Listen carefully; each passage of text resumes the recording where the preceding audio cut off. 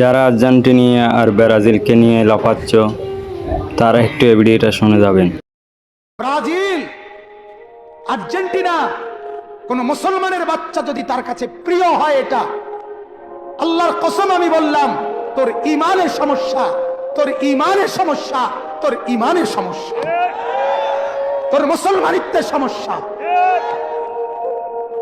মনে রাখো যুবক, মুসলমানের বাচ্চা যদি হও, একটা ছেলেও যদি বুঝো, ব্যাটকাইও না, ছাগলে ব্যাটকায়, নাফরমান ব্যাটকাইও না, অসভ্যের মতো ব্যাটকাইও না। ব্যাটকানি লেগে বলছি না, হাসার জন্য বলি নাই বেটা। ব্রাজিলের খেলোয়াড় কি তোমার বাপ?